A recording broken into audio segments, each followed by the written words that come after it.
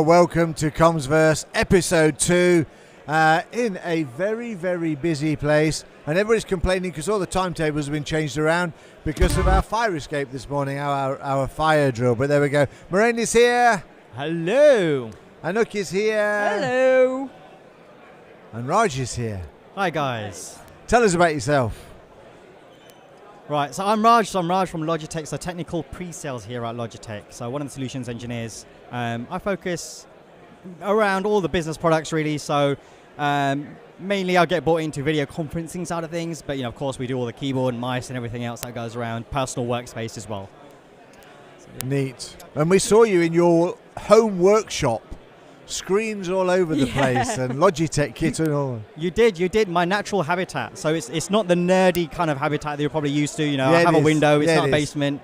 I like things clean as well, so even though I've got all the kit, I just try and hide all the cables away. So, and Logitech do pride themselves on cable management, so I'll get in trouble if it does look messy. He gave me a strange look because I was also the one that would like all of the cables out of the way in this place. We threw the shit in and then she tidied it all up. So you tidied up all the cables and then you decided to have a big swag pile in the middle of the table. All right, cool. Yes, a big swag pile in the middle. So that was quite cool, and it's getting some comments. Swag pile. Oh yeah, no, absolutely. And I also love the swag that Logitech is bringing. Yes. So we got some mousers, we got some cable ties. The We cable actually have ties a are- really cool, just out of the vision. Yeah, the These bag. really cool bags. I was going to say, I think the coolest thing is actually the bag. I mean, we've got the mouse, I'm surprised you guys actually picked up on what that is, because I didn't actually know that was cable ties. That's all right. What did you think it was? I thought it was like, you put your keys in it or something, and it Oh, makes sure that no one nicks your Land Rover or whatever you guys drive. But It's a little bit small for keys, I'm guessing. Yeah, probably, especially modern keys. They're brilliant. One of the best pieces of swag I ever got was from Ignite, and it was at the end of the conference. Moraine and I used to go and run on the last afternoon of the exhibition because everybody was just throwing all the shit away. And as your dev team gave me a cable wrap, and it was a power supply. You get the cable in, wrap it all up with the cables, and then I got a couple of those to tie the cables up, but I didn't know what they were either. And I went earlier in the day from my first ones came from. They were good swag, but failed because I can't remember where they came from.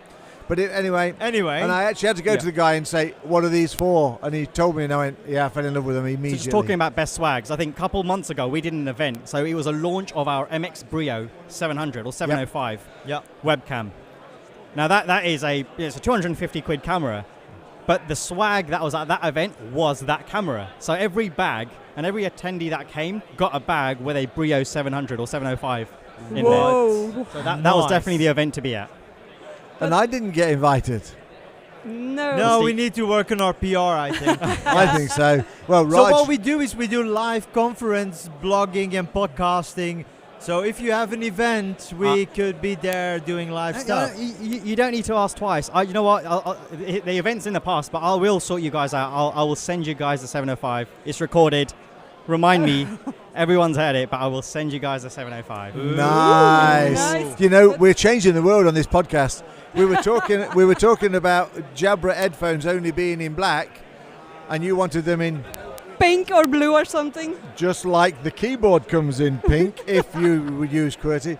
And the guys just said, "I've just got a phone call from marketing. Now I've mentioned it on air, I apparently need to do it." So there you go. Yeah, Anouk, if you like pink, we have a whole range of stuff in pink. Now, I know. okay, admittedly, I shouldn't really be talking about it because the pink stuff isn't our business portfolio, but it is the same product that you can buy in a consumer portfolio. But we've literally got pink headsets, pink keyboards, pink mice, so you can get the full pink works. I know. I wanted that keyboard in pink, but you don't find it in Belgium with the Belgium keyboard. So Yeah. So those of you who can't see what the keyboard is, it's our Logitech K380, I believe. The one with the round keys that you Steve can is show using. it. There are cameras in here, so he can show the keyboards. And this is one that you bought yourself. This is not one that we got for free. So we don't have to Correct. show it. I don't. But we do it because we love it. I do it just for two reasons. First of all, I love the Options Plus. The Logitech software is brilliant. And my 3 white buttons are on there so I can connect to my desktop and my laptop from the same board. And it just fits in the gap. But Oh, I it's a love this. KVM switch. Yeah. Oh, brilliant. Yeah. You've not seen the Options Plus. You were a Luminaire, I thought. Yeah, but I'm mainly dealing with Teams rooms and stuff like that. So. Yeah, I mean, Options Plus helps. I mean, even if you're on Teams calls, you can assign different buttons to either the keyboard or the mouse to do like things like mute or unmute. So you're not fumbling around, during a presentation trying to find the mute button. Brilliant. So yeah, just use one of them, the buttons on the mice and on the side button, and one of them is mute for the camera, the other one's mute for the microphone. It's really easy. But Anouk, if you really wanted to make Steve jealous, rather than that keyboard, go for the MX Keys Mini. So it's the same sort of size. Now he tells me. And that is available in pink, but it's got a backlit keyboard. It's really nice. It's nice, rigid aluminium. But even when you feel it, you'll really feel like it is. I know really where nice to look product. for. Nice, That nice. is called the MX Keys Mini. MX Keys Mini. All right, cool. No, So- cool. Do we want to get on the photograph, guys? Look at this. We can do it live. What's this one? But maybe let's go back to the swag part, because Logitech is giving some nice swag away as well. You can win some prizes at your stand. Oh, that's a good point. Thanks for reminding me, Anouk. So we're actually in, well, there's a few things, but there's, I think the big thing really that's quite interesting for a lot of people is we are at Mercedes World, and it would be unfortunate if you did miss out on going round the track. So if you come to our stand, you can actually grab for free a lap around the track. So you get driven around by a Mercedes AMG driver around the track. So yeah, that's up for grabs anyway. Just come along. But also, there is another giveaway. If you scan the QR code, fill a form out, you are in a chance for winning a personal workspace kit, really. So that's including the Logitech dock and the MX keys range, so kind of similar to what I mentioned to you. Yeah. But the dock is really a good kit. I hate the name dock, by the way. It's not really a dock. It's more of a hub. It's a speakerphone built in with all the connectivity and the ability to control the Teams call as well. So you can mute, unmute from there. But again, a very expensive product, but you have a chance of winning that. So yeah, come round, scan the QR code, and you're in for a chance of winning that. Nice. So great swag, great prizes. Great products. Stuff to do, great products. Yeah. Absolutely. Logitech has been a household name for how many years now? I grew up with Logitech. That's actually an interesting stuff. statement, isn't it? Logitech is a household name.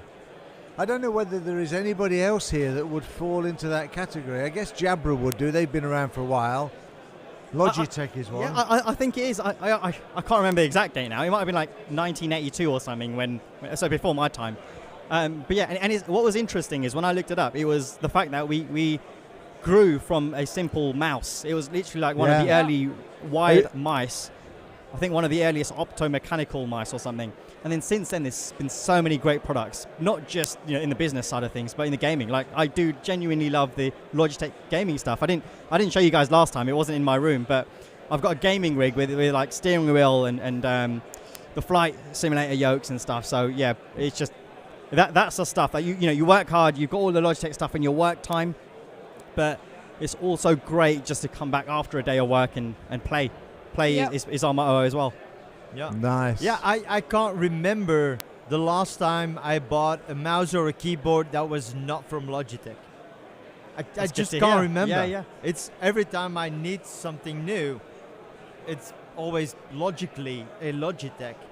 Well, yesterday when really I good. decided I need a smaller keyboard, quite honestly, I'd have bought it from anybody. But there was a couple of smaller ones around. But when I saw the Logi one with the 3 buttons, then I was hooked. That was it. It was a no-brainer. Yeah. And I was chastised for not buying the pink one, but I thought it might clash with the rest of the kit on the And it's exactly that sort of mentality, that the fact that people have been growing up with Logitech in one way or another, that really makes the doors open for our video conferencing products as well. So people go into a room and they're familiar with another Logitech product that's in the room, and that's the things that these are the products. Isn't that a kind of a trap? Where you would say, oh, Logitech, that's great for my mouse and my keyboard, but would I also buy a Teams room from them? Would that also kind of make sense? I don't that's know. interesting. It's like Apple making cars or something. Like, I don't know if I would buy an Apple car. Oh, I think if you're an Apple Something lover, like you'd that. definitely buy an Apple car. I think maybe. maybe. All right. No, but I think that's true, isn't it? You get people that started in the big Teams rooms like Polly. They kind of work down and you don't really like their kind of headsets and all that kind of stuff as much. Whereas people starting up from the bottom, they have their areas of expertise. And I think in this particular case, it is. Yeah, I mean, we say that, but actually we were one of the earliest to Microsoft Teams rooms. So we were probably at the time the first partner that actually engaged with Microsoft with Skype room systems. And it's from that we then adapted to Microsoft Teams room systems and to what we have today, right? These all-in-one bars. But if you imagine one of the earlier products, well, that's not even the earliest video product, but Meetup, the original Meetup is about 7 years old. And that was at the time where people are transitioning from Skype to Microsoft Teams. And that really opened up. We sold over 1 million Meetups. And something that we've got on our stand now today is our next generation of Meetup, which is Meetup 2. And that brings all the additional AI features into a already very popular product in that MTR world. No, that's true, because the software that I keep seeing that you guys are running with is it getting a lot of traction? They got a prompt creator. So if you think about, hey, we only do hardware, how can we get into software? By using the mouse, you can create a Copilot AI prompt and then do an AI search from it. And I'm assuming there's some logic in the next words and the next things that it suggests that you want to do. There is heaps of software. So, I mean, we've now got more software developers than hardware developers, and I think I mentioned this to you before. You said it on the last call. For me, it's really, in a way, you don't associate it because you always picture Logitech as a hardware brand. And the fact that we're doing a lot of software, and a lot of it you don't even see. So if you look at, you kind of mentioned Options Plus and the AI that we brought into that. So we brought in, the AI prompt builder, which lets you invoke ChatGPT, or even Copilot straight from a button that you've got, on a mouse, and that's part of it. But then you've got the software that we don't even see happening. So that's all the video conferencing, sight, smart switching, the camera AI, and those are the software AI algorithms that are there to kind of make you forget about the tech. So it's around people just focusing on the meeting, letting the tech and the software AI govern that call, make sure that they're always kept in frame. The best perspective of them is always shown to the far end. Not only that, but peripherals like whiteboards, they can be pulled in a really simple and easy way. And there's software around all of that to make that all a lot easier. Yeah. Cool. That makes sense. No, it does. Yeah. It does. It's quite nice. You end up reaching into a space that you logically wouldn't necessarily get into, but more and more of this is becoming soft.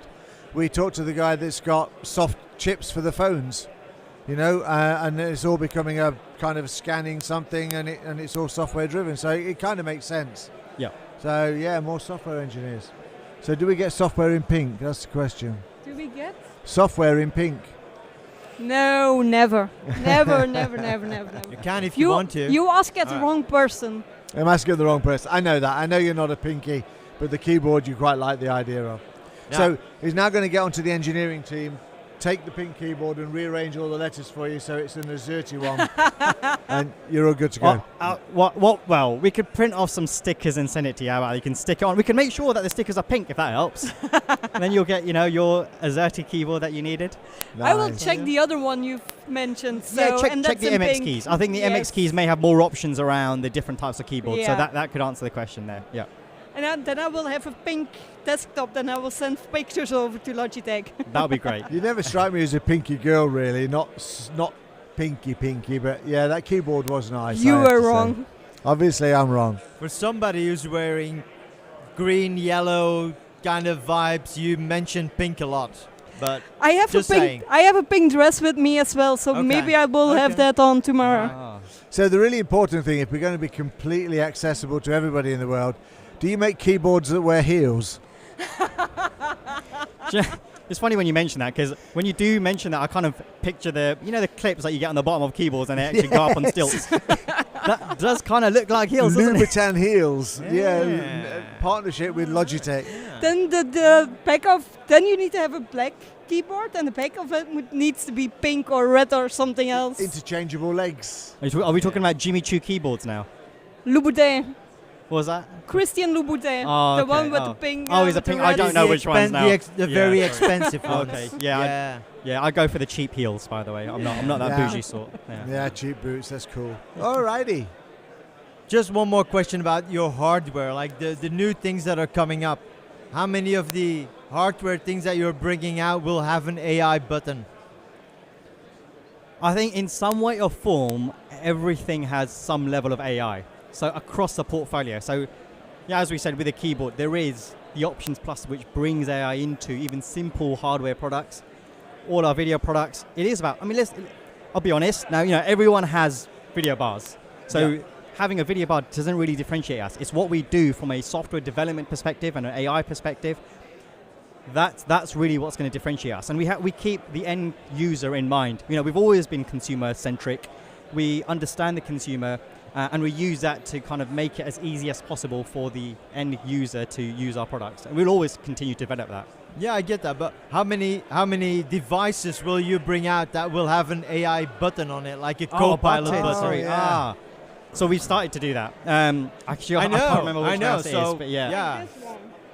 Yeah, so we've got a mouse which has got an AI button on there, which we've just released. But yeah, good question. I genuinely don't know the answer, but I do assume, we're going to see that. We're going to see that naturally being planted on keyboard. Yes. Yeah. Yes. You have no choice really, do you? Because AI is there and people need to see it. It's a bit like air conditioning in the car. You have it or you don't have it. If you don't have it, you know about it. So, but it will always be there, so that's cool. Well, thank you very much. Our pleasure. How is the stand going? You getting lots of visitors? It's been really good, really busy. So yeah, site Meetup 2 has both had great interest. And of course, because we're giving out the drive around the track and the drive around the track, get driven around the track experience as well. Make sure make sure you guys do come and see us. Grab one of those as well. There's plenty of slots still available. Nice. The cars are fun, I have to say. Yeah. We did that a few years ago. That is a lot of fun. Yes. All right, Raj. Thank you very much, and I'm sure we'll be sending reminder emails and keyboard numbers and all those kinds of things. Good Definitely to speak remind to you. All right. Pleasure, guys. Thanks you very very much. Thank you. Thanks. Bye. Cheers. Cool. We're still live, so yes, we will see you guys later. All right. We have Simon from Callcabinet coming in. Hello. Yeah, it will move. Don't quite happily readjust accordingly. Stay very close to it and speak up. Is that better? Oh, well, we don't know. But yeah, thank you very much for having me anyway. You're more than welcome. So we've had hardware suppliers on so far. Right. I guess you're not really a hardware supplier. We aren't hardware, no. We're a compliance call recording facility. So we are able to record Microsoft as well as multiple other platforms. And we are then able to analyze it with our built-in analytics service, Transcribe. We also have automated PCI redaction as well. So we're a call recording solution for compliance and for other reasons. Right. So what is legal compliance rules that people need to apply to? I guess there's some of it's GDPR based, that kind of stuff. Yeah, so we're a GDPR company. So all of our data, all of our information is stored in a compliant manner using a 256-bit rotating encryption key. We use the Azure environment to store all of those calls as well, data sovereignly. So they're all stored wherever they're recorded. And then people have access only to their own call recordings. And we have licensing to separate who can see what calls, and enabling people to only have access to what they're supposed to. Okay, cool. And that impresses people when they come to the stand, does it? Yeah, absolutely. Well, also, especially we work with a lot of the financial services industries for compliance call recording. And so we're able to work across multiple different platforms as well. Because obviously this is a Microsoft event, so we obviously want to talk about Microsoft. But the other beauty of what we do is we can record multiple other platforms, and we're certified by Cisco for their full stack, for Avaya, for Zoom, for multiple other platforms. And it means if they do have a mixed estate, they can have one single call recording solution for all of those different platforms and access them via the same portal. So does that integrate into my Teams client? So when I hit record, it's going to record on your system? So when you hit record within Teams on the desktop application, no, that will actually store within your own environment as it currently does. Yeah. But this is all in the back end. So we automatically record every single call. We send a bot to every call. It's automatically recorded. You can still have an announcement that this call's being recorded or a visual cue, but we record all of the voice. So our licensing, it's on a per user, per month licensing basis. And that license includes all of the voice, whether that's Teams to Teams, Teams to PSTN, or Teams meetings. And we'll capture all of that voice within within our system. So also for call center things, that's just a beautiful solution. For training purposes, Yeah. this volume will be recorded. Exactly. I mean, so we work with a number of different contact center solutions, including, for example, CC for Teams, who actually are obviously a contact center solution built into Teams. And what that enables you to do is still record the voice within Teams, utilize their contact center capabilities to be able to obviously send calls in different directions and have agents pick them up. But then, as you say, once you take our calls, you then can analyze them, and this is where we get to the next level. This is where we actually take that data, because call recordings is data at the end of the day, and usually they're stuck in some file, stuck in some storage server with people who don't have really any access to it and can't do anything with it. What we do is we then take those call recordings and then we transcribe them and then analyze them using our own built-in analytics service. I bet it's AI-based. Pardon? I bet it's AI-based. There is now an element of AI built in. Surprise, surprise. Yep, the magic words that I'm sure you've heard a number of times at this event. We're trying to understand what it means. AI, how much does the something. revenue go up when you just mention, oh, it's also AI-based, or there's an AI component? I think he purposely wasn't going to go down that line until I mentioned it. No. But it obviously does add more to the ARPU, which is really great. The important thing about this is, if you're talking from a reseller perspective, because we're a channel-based call recording solution, when you're talking about a reseller base, they get to add on so much more revenue per seat that they're adding on when they add on call recording and when they add on additional features. So there is big selling points from that perspective for people who want to be able to take this solution and then resell it on to their own customers. Yes. But from our perspective, you take those calls, you can analyze them from voice and sentiment, keyword searching, abandon rate, how many times people have profanity, for example. And for fuck's sake. Okay. And also topic detection. Yes. Yeah. I see the software running over there because we can see the absolutely. software. It's just behind my right It's shoulder. very nice what you can see, but how customizable is it? Can customers customize the graphics, and what can they do with it? So within our, that's a very good question. Within our standard analytics, we've obviously standardized it as best we can because it's an out-of-the-box solution. However, within our standard analytics, there is still the capability for you to be able to create your own automatic quality assurance scorecard. So what that means is you create a scorecard, a questionnaire. So did the agent use the corporate greeting? Did they ask the person's contact details? Did they get etc.? And then you can create as many different within reason questions within those sections, and then you can analyze based on those specific questions. So that is fully customizable for that customer to be able to do. Mm-hmm. But then we also have our advanced analytics system, which basically means you can personalize all of the dashboards. You can build them from scratch. We have our own data scientists in-house who will work with the customer to be able to build those custom dashboards to their specific requirements and needs. Would that be in Power BI or? It is in Power BI. Oh, nice. So we have Power BI built into our own system, so it's the actual dashboards are Power BI driven, but built into our own system. And you don't actually need Power BI licensing in order to be able to run them. And that's very cool. Yeah. If you know something about Power BI, you do know how powerful it is, and you do know what you can all get of it. So if you can have your data for something like a call center or a help desk or something, you can create amazing things and get people even better and better. Absolutely. If you're quality manager or the call center manager or the HR person in charge of GDPR, whatever, you can get so much of that information just relevant.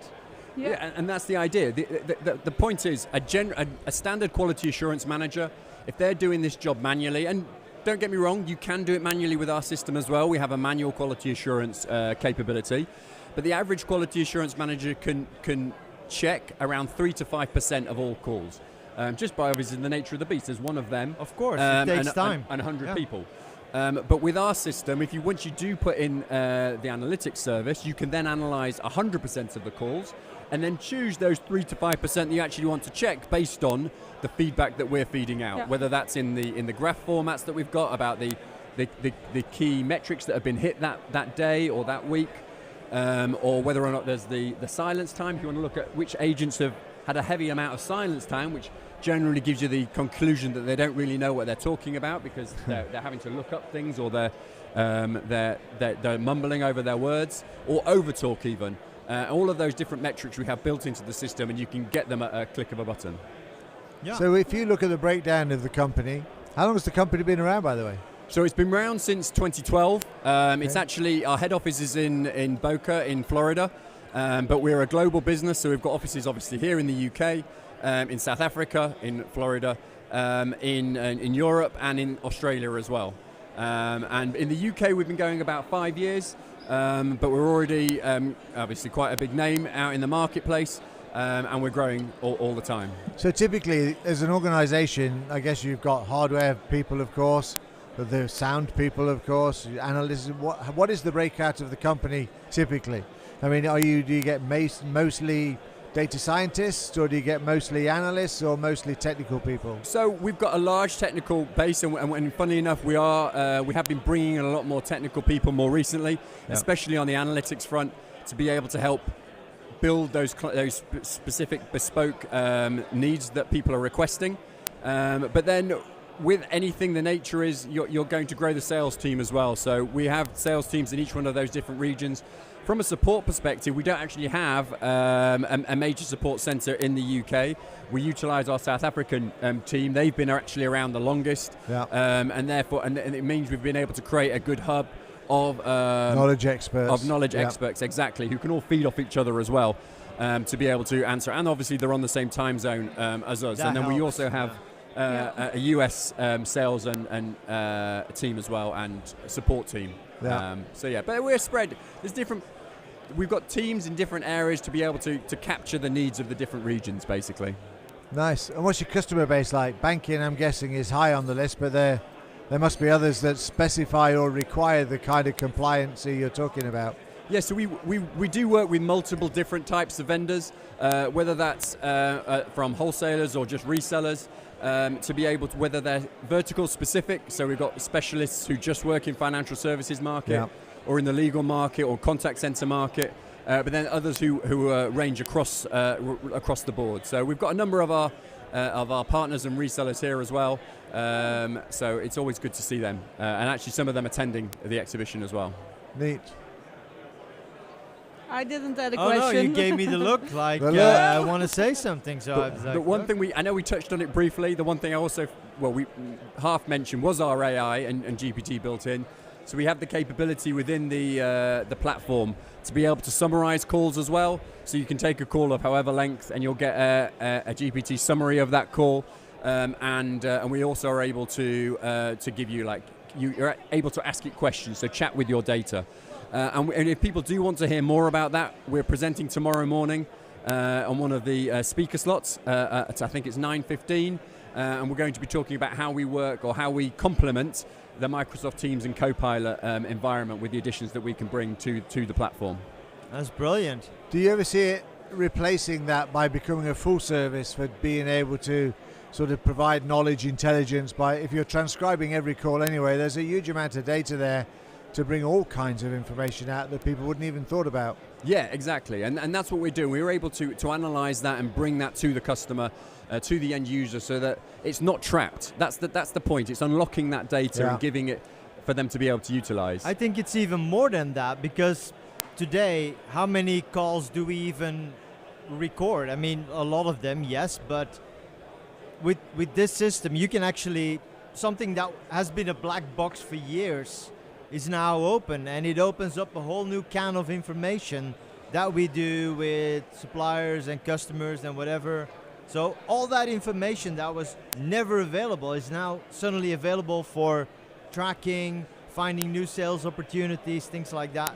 I think that is 100% just brilliant. Yeah, and that's the premise of our analytics solution. It enables people to be able to have that information at a touch of a button. They don't have to go searching through it. They don't have to play those calls back. We even itemize topics, so you can create the topics you want to search for, and it will bring up all of the calls within those topic bases, and enable you to be able to go into them and check them and find more information. Really giving the power back to the end user from a knowledge perspective. Nice. And a show like this, mostly MS Teams people, I guess, so they're Excited by the idea? I mean, Yeah, has exactly. it been positive for you? So far it's only half a day, but it's not your first time you've been here, I guess. No, we were here last year, and funnily enough, I did an impromptu chat with you last year as well, which was really good fun.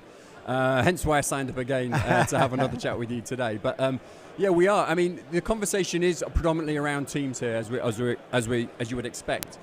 But I don't think anyone now. I think they say that the average end customer is at least 2.5. I don't know where they get the half from, but voice platforms that they utilise, and especially when you've got a lot of businesses going through purchasing and you're obviously buying in different products. And the beauty of what we can do, as well as obviously the analytics, is if they do have multiple different voice platforms from different businesses and they do want to migrate at some point in time but aren't quite ready, we can record all of those, keep all of their calls in one place, and then when they're ready to migrate to one solution, they've got all of their voice there ready. And for that matter, if they are moving from an alternate call recording solution, we can ingest those legacy calls as well. So we can bring all of those calls that were maybe held in different places, including on-prem, and store them all in our storage environment in a secure manner and enable them to search them in exactly the same way as if they were recorded by us the day before.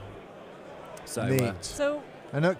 if you want to get people to your booth, there is a lot of swag here on the table. There are some of you guys as well. yeah, there is definitely some swag. So we've got some really nice cups and socks. The socks have been really popular. And then the thermos cups, which are really, really good. Nice. They are beautiful. Socks. Moraine in his socks. He likes socks. Yes. I already got my pair laying aside. Yeah. They're really comfy socks as well. And we also have a couple of other bits and pieces on the stand still, as well as some hats. There's also a raffle. So if people do want to come along, they can enter a raffle to win an iPad as well. So multiple reasons to come and have a look and see us on the stand. What can they win with the raffle? An iPad. An iPad. All right. Yeah. That's cool. Don't like iPads. You don't like iPads? I'd rather I have knew a someone would Surface. say that. I thought about a Surface Pro, but It's a Microsoft conference. Did you not notice? That's why I thought about a Surface Pro. But Yeah, but many people would like an iPad as well. Why? I wouldn't know where to start.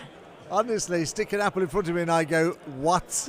Even after probably being the longest in computing from a while. So. It's not because you don't like the iPad, other people don't like it. Well, I'm sure he wants to get a bigger audience as possible. Well, I'm sure even if they don't like the iPad, they'll like the call recording. And They'll voice like on the it. price it gets on eBay. Let's put it that Exactly. way. That's Or good. they give it to I their have one wives or interesting kids question. or something like that. Yeah, the kids will love it. So what's your background? Because I guess this is quite a niche area, isn't it? I mean, From a call recording perspective. Yeah. So I actually came into the telecoms industry over COVID. I was in a completely different industry before that. But you were a butcher or a baker. A candlestick maker. No, I wasn't. I was actually in textiles. So I used to There sell you go. curtains and bedding. Okay. But I came into the telecoms business because I always wanted to get into this industry. Nice. It's an industry which really excites me, and especially it was the perfect time over COVID because obviously the type of solution that we were selling was something that everyone needed, because all of a sudden everyone's automatically having to switch into Teams and needs a call recording solution to be able to go on the back of that. So we were there in order to be able to help them out. And the beauty of it in some ways, and about joining in that period of time, was every meeting was online, obviously, and through Teams or through various other things. So you were able to learn quite easily remotely, because all you could record calls, you could transcribe calls, and then you could actually learn from that. So it was a really great time for me to be able to learn to transition into a completely new industry, and haven't looked back. Nice. Well, Simon, thank you very much for joining us. It was interesting again. A little more organised this year than last year. Well, it was a pleasure to be here, and thank you very much. No, I really you're more enjoyed than it as welcome. well. Thank you for the socks and stuff. People are looking at them all the time, but they've got the best title. I mean, they're swanky socks. They're not happy socks or they're swanky socks. Very posh. I can't take credit for that bit. That was the name of the company. No, your marketing ladies or gents, I'm sure, with a purpose. No, that's good. All right. Thanks very much, and have a great rest of the show. Thank you very much. Awesome. Thanks. Bye-bye. Bye-bye. There we go. Call center. We don't even think about it, do we? No, and while I was talking to this man, he was talking about GDPR purposes, but I was suddenly thinking, like, how many sales opportunities are lost when your call center people talk to your customers. Yeah. Yeah. How much more revenue could you get with a solution like this that would just say, hey, this customer called, sentiment was not very good, he had a problem with this tool might be, or this product that we sell might be better for him or whatever. So No, what's interesting is that it's covering all calls, internal calls through Teams, your calls coming in and out through your numbers, and I'm guessing if you're managing private lines to things like mobile services, you're picking those up as well. I guess so. A single location for all data. I love that. And it's as I said earlier as well, like this used to be like a black hole. Yeah, We yeah. communicate so much. We videotape things on YouTube right now, but I mean, all that information normally is lost, and now you can just have it transcribed, be there as knowledge in your organization, and that is so powerful. No, that's good. That is what people are looking for to have. And an easy way to read all of the data. Exactly, yeah. Yeah, it's a lot of data to be collected though, isn't it? So you're transcribing every single call coming in and out, and anything associated with sales process, finance process, that kind of stuff. I'm guessing you need to, keep it, store it, analyze it, put Yeah. it together. A lot of data that you'll have available. Well, if you actually Yes. do it, I mean, most companies wouldn't even do that. But Well, go on. isn't there a lot of data already being saved without a tool like this to put up the graphs and all of that? Yeah, absolutely. There's already a lot of data saved, but this is a black hole. There's Yeah. no information about it, and we're talking all the time. We're doing Teams meetings all the time, so yeah, Yes. absolutely. Yeah, but I guess you're going to want to make the effort to do something about it. Yeah. I know that this is not new. I mean, I worked in the stockbroking industry for years and everything is recorded. But those days it was a tape. And I remember you're trying to find a call at a time and date that something had to happen. So digitization made a huge thing. And I guess AI has now basically turned that data into a real salt mine. Yeah. Cool. All Very right. cool. That was Callcabinet. And interesting. The Callcabinet was what we used to call the cabinet with the tape machines in. So when you Yeah. had it in the, it was fun.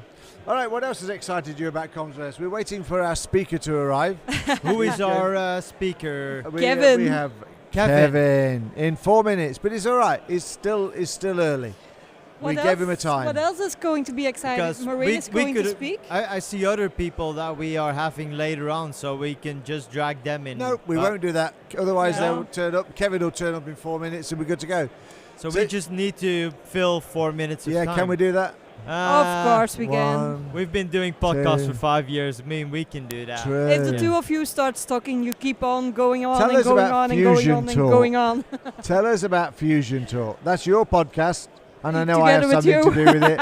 I get that, but tell everybody about Fusion Talk. FusionTalk.be. podcast. That's how you can find it. Yes, and we are going to combine business and development together. So Cool. we have some fun discussions about everything. Yeah, that's true. I mean, lots of people listen to the podcast. Let's check in what Moraine thinks, because he's bound to have listened to No, everyone. I'm actually going to Send Kevin a message. send him a message. Like, Why? He will be here in 3 minutes. Kevin is here.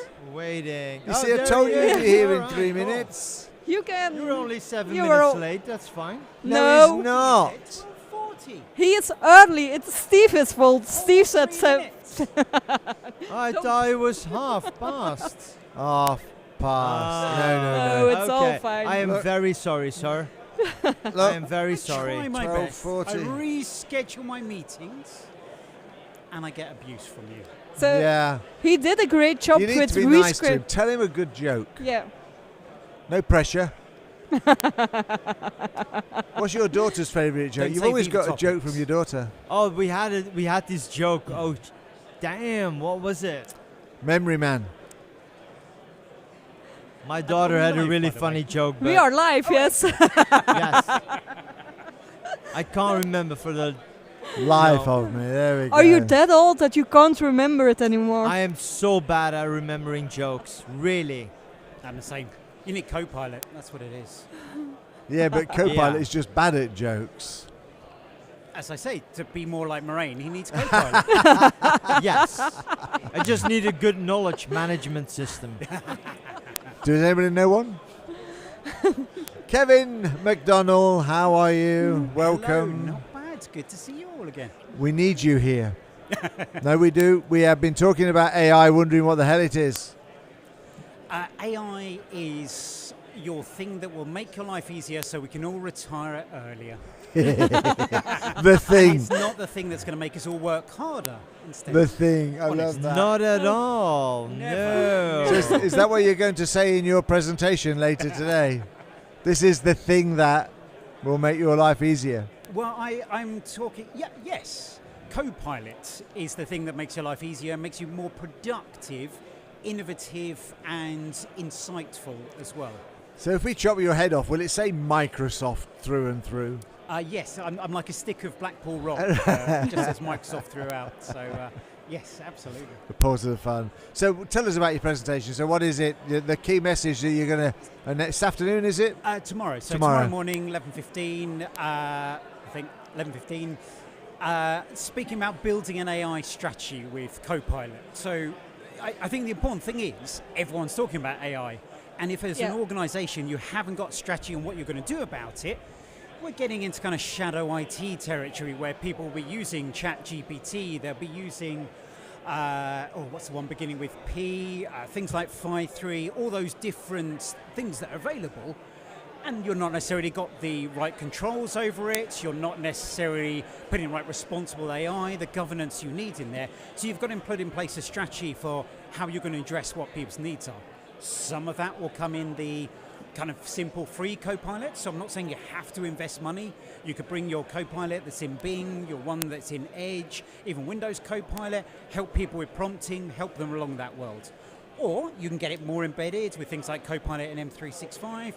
Then you can start extending it into your own systems and building your own custom Copilots as well. So it's that strategy about looking through those different worlds and making sure you've defined and actually communicated that out to people as well. Yeah, because if you don't take care of proper AI, you end up with pictures of the founding fathers who are all black. Yeah. For example. Absolutely. Yeah. Okay, so we're going to explain that. You didn't hear about that. So at some point, Google brought out their new version of their AI tool. Oh, and that was super woke, extra woke. So everything was black and ladies and no white man ever. I think that they took a... What was that? They rolled it back a little bit. So they de-woked it, I think. Was de-woked it, yes. Oh, de-woked AI. It was too woke. But there's a huge debate around this, is how much do you inject on your own opinions into the AI? How much is it you feel versus it's obviously learn that from the data, the reality, and that reality maybe not exactly what you want. So how much do you put your influence? And we talk about this with clients around how you put your effect onto it. I was speaking earlier about could we create a designer prompt that said every time you generate an image, it follows the culture of your organization, it follows that same look and feel. Or the branding. Should you allow that? Yeah. Do you allow that? Do you demand that? Getting people to think about how they create things out, so they don't create a founding fathers picture with lots of people that maybe don't represent the reality, that they don't, for example, represent someone and put on a big screen a video of their voice that they don't know about on there, which no conference would obviously do that at all on there. Not at all. No, I mean, we know that you don't exist, that you're completely AI. Yeah. You're a hologram. Just right, were any of you in the keynotes? No, No, we we were were actually busy. doing work. You were doing work? Yeah. Work's debatable, but it's true. talking, Yes. let's say.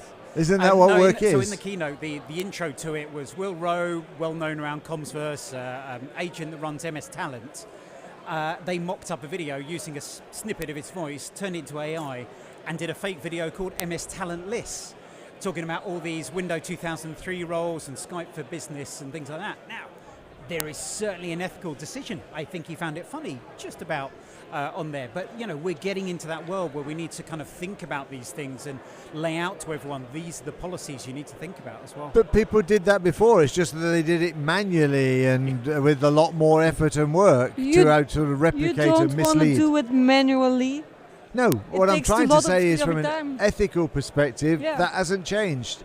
But It's still become wrong. Easier to do. That's Yeah, the but difference. the right or wrong is still there. My friend got a phone call saying, "Hello, this is Feltham Detention Centre. Your son has been detained this afternoon. We want to take your details." Turned out her daughter had found out a way to mock up voices and do fake phone calls, and had actually wound up her mum completely. And it was Nice. She was just like, the fact she didn't trust her son enough and thought it was real. That's is nothing to do with an it. entirely different conversation. But this is coming to the enterprise. This is coming to real life as well. So it's just something. Yeah, you're right. It's nothing new. Same way that governance, it's something we've had to do when it comes around our environment for a long, long time. Now it's easier to surface the wrong thing. It becomes more important to it. It is interesting.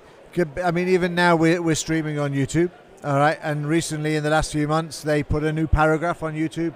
When you upload anything, it asks you whether you represent anybody differently from what they really are. So whether you take your voice, and you have to check the box to say, no, I don't. So, they're covering their basically legal bottoms by making sure you ask the like question. the whole Scarlett Johansson thing now with the new OpenAI software that doesn't use Scarlett Johansson's voice. But if you listen to it, instead, So, listen, there's all kinds of things around here. What I found interesting was something I was reading or thinking over last weekend about when cars first came out. You could easily break into a car. In the 70s and 80s, get your little. I've read about this, by the way. It's not that I know it personally. You get your little metal stick, you get it into the mechanics, you lift the thing, you're in the car, and off you go. And so we spent a lot of money on making those cars more secure. And now we are in this technology where we have to try and find a way of making this more relevant, more accurate, more secure without anybody really know where they're going with it. Because it is still very... As we've made it more secure with technology, people have found technology ways to kind of scan keys and just automatically go, beep, I'm straight in. I don't need to hack into there as well. So it's always being one step ahead. It's identifying where the problems are and being able to get up to date with that as well. So according to you, what year will be the year that AI completely takes us over and uses us as batteries? No pressure. Will that still be 2024 or 2025? It will be the same year that home taping kills music.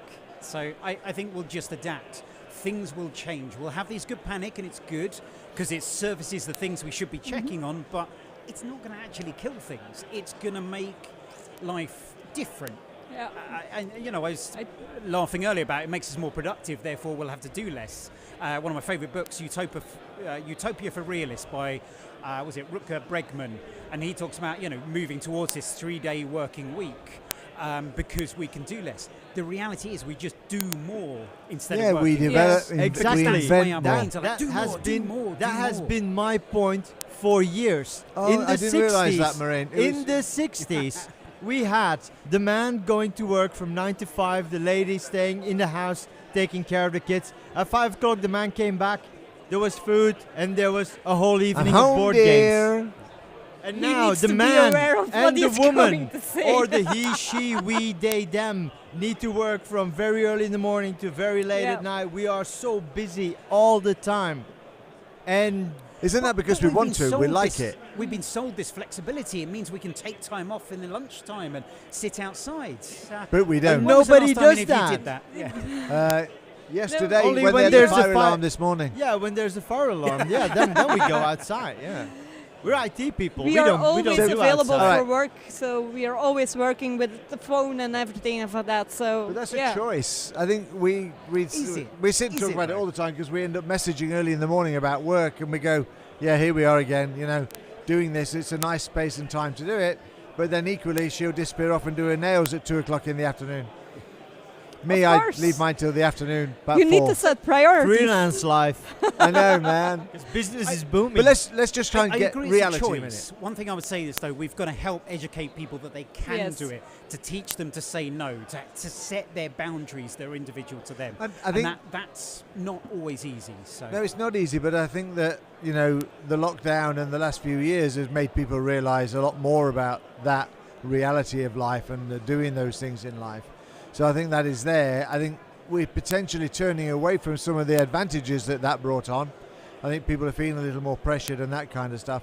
But yeah, so it's about where we're at. But let's just go back again to Copilot. We'll stick with Copilot rather than anything else, and about the reality of how it will benefit and what it will actually do. So you're talking about strategic and how you basically look at it. Is that about how you use the tool inside your organization, or is it how you actually make it available to everybody within your organization? Because they're very different things. No, that's absolutely true. So my talk's not focusing more on the adoption and how to embed it, how to embed the habits. I absolutely think that's important. It's just not what I'm focusing on in terms of this one. Yeah.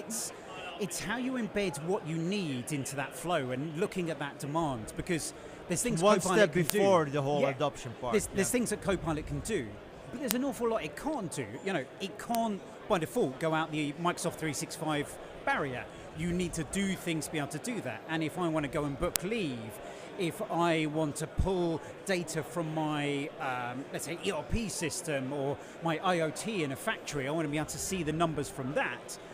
I can't do that with Copilot by default. I need to do some work to be able to do that. And it's being able to take that demand, look at it, say, is there something I can do in low code? Is there something that Microsoft's already got? We're not just talking about Copilot for Microsoft 365. We've got Copilot in Fabric, Copilot in Dynamics, all these different ones that can use and facilitate that. Or we could extend it, or we could go completely off the built Copilots and build your own on there. Thinking about what those decisions, what those points are, and how you manage that demand. How do you empower end users to do it? How you empower your kind of power users, your specialists on there, and even bringing in other people to help you with it. How do you make that decision around there is the challenge. So here's a question for you. As a developer or somebody that builds applications, is there any different to what Kevin's saying for any other kind of application or solution that you might be building? No, there is no difference, but now you have the co-pilots that are helping you to build your code and make it easier. So the steps you need to follow to go through the process to know what you want, where you need to go for, that stays the same. So the tools are different, but the process is the same. So is that really what you're saying? Are you kind of saying that, hey guys, whenever you want to change something... Sorry? You just stolen my closing line. Excellent. Excellent. It's very similar. What I would say is the difference is the responsible AI. So it is different from AI because you can, falsify people. You can get different results when you say exactly the same things. You've got to build that understanding into it. So there's some nuances, but ultimately, if people have been through the Power Platform world, should you use low code or pro code?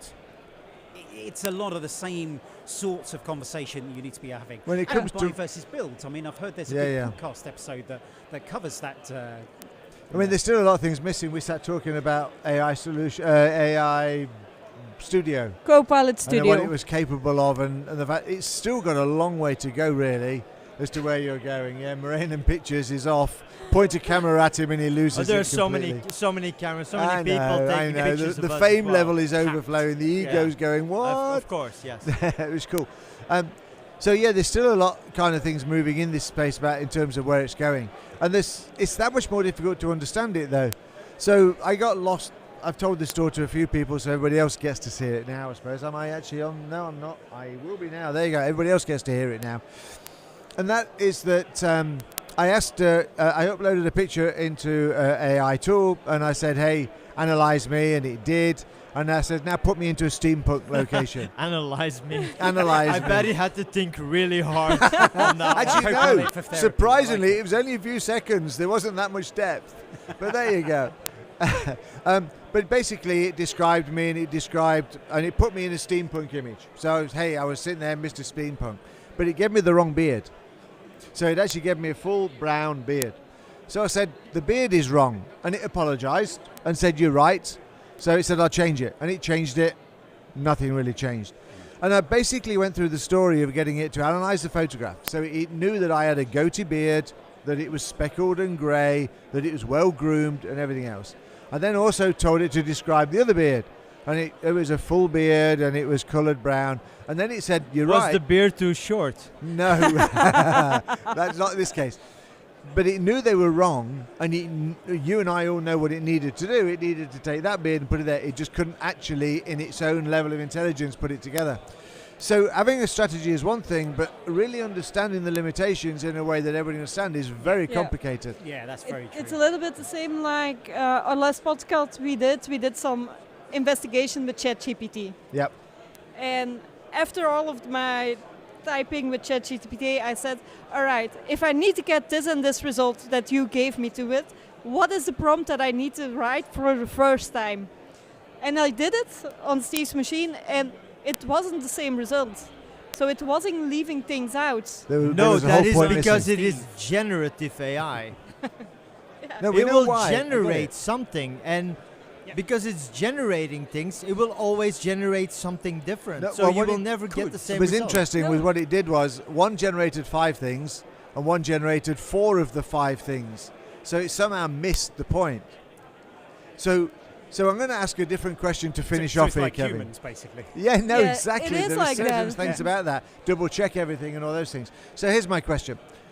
Not what date will the world come to an end and we turn into batteries, but what year do you think we can get to the point where we can trust the information that AI generates and presents to us?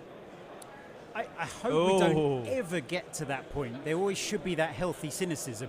In the same way there should be the healthy cynicism of when you're listening to the press, when you're listening to other people. They always Do what guests on the podcast. yeah, to guests on the podcast. So I think we're probably 3 or 4 years away from it being the natural route where it's something you use day to day, and everyone does that. I got a message from Zoe Wilson today. She's travelling back, and she was in the airport and looked up, and they had MTV on, and she was like, geez, I'm going mad. I'm seeing Copilot on MTV. But no, apparently Meghan Trainor has a song where she uses Copilot within there. So we're that point where it's natural that people use this day to day. Got it. I think we're 2 to 3 years away. That number of I judge things about how accepted they are. Where I'm a cub leader, how many times when I'm chatting to parents on a hike and I say I work in IT, and they say, oh, what do you think about blah? And ChatGPT, generative AI, all that world is the one I've heard about most. I'm very sad to say this. If you mention Viva, they go, what? It's all about employee experience. What's that? That is very weird, because I give a number of trainings, open trainings, where people from all kinds of companies can join in about Teams, about SharePoint, about building an intranet. And I always ask them, like, how many of you already play with ChatGPT? Maybe half of the people. Really? Maybe. Yeah. How many heard about Copilot? Yeah, maybe 10%. Yeah, I think there's a narrow band around this. It's almost as if it's people that are interested in it, and some people are just not. Yeah. But I think that's the normal job as too. I process people's annual leave requests, and they're happy enough just incoming, outgoing, get approval, move it on. They don't care if it's automated or what AI is or anything else. In fact, they fear their jobs, of course. Yeah. So it is really about the people that kind of say, hey, if I do this, I can make my job better. It's an interesting one, and I love the idea of putting that strategy together. The thing, talking about being scared of your jobs, I think Copilot's done a really good job about saying it's there at your side, it's there to support you, it's to help you, and I think that message has kind of eased some of the fears. I do worry that as we move into this world of agentification, agents that do things while you're not there, that's going to re-emerge a little bit. And we had Experts Live UK user group the other day. Steve Goodman gave a presentation about agents, and he described it. It was during the football, the Euros, and he created an agent for each different footballer, gave it a set of instructions, and then set it off to run. And he mocked out UI, which he used Copilot to kind of help him write the code for, and it simulated a football match. And there was some weirdness to it. It didn't always work, and sometimes they disappear off and do things, but it was quite effective. And you could see that tick, tick, tick. So if you swapped right winger for maybe a Power Platform developer or maybe a project manager and that kind of thing, that I think will worry people. Now, the reality of it, again, is a little way away from that, but I do think there needs to be some narrative and some control over what that does and what that doesn't do. So I wave a little flag of concern around the agents and people going too far with the some of bots that, and stuff. because it won't be perfect. It won't solve things. Well, bots are not but someone perfect will think anyway, it are they? does. No, I agree but entirely. the little flag of concern is what people need to have. They need to be aware of the Yes. consequence of it, and that's Absolutely. they don't at the moment. Yeah. Awesome. Well, there we go, guys. We are up to our I 1 have minute one to go. closing question for Kevin. You want the last You question? mentioned you had a question. And for me. here we It go, hadn't the come. I've last got away with it. question from Anouk to Kevin, and it Yes. is... You are listening to M365 Distilled and Fusion Talk. Which one do you prefer? Sorry, couldn't resist this one. Nice. And nothing like any pressure on here. Do you fancy a whiskey? So we got the UK elections going on at the moment. There's lots of politicians giving wishy-washy answers. So I'm going to say I love Fusion Talk's ability to digest a particular problem and things like that, and bounce that idea back and forth and get you thinking about that. That's not necessarily related to anything going film. Yeah. And I love M365 Distilled for that just random banter and conversation that's like having you two in my ears in Sainsbury's. But to give a proper answer, M365 Distilled because they have whiskey. Yeah. I'm afraid that is the slight clincher around it. But it's pretty close these days. Nice. It's, That was a very comes unfair through. question, but I love it. Horrible. I love it. I love Because it. you asked it, I'm going to answer I it. couldn't resist because we are all here. You do a podcast as well, thus you know love how that. it works. Nice. Yes. All But right, I guys. do genuinely, this isn't a promo thing, I love both. I Yeah. really recommend All people to right, listen. so Thank we're you going to very wind things much. up here. So, Kevin, you can say goodbye. Let me just switch you over so you can look at the camera, or you already are doing. That one just there. one. There we go. Cool. And Maureen can wave goodbye. Ciao, ciao. And we'll swap over. We're going to say goodbye. Bye. Episode 2 of Commsverse TV is out.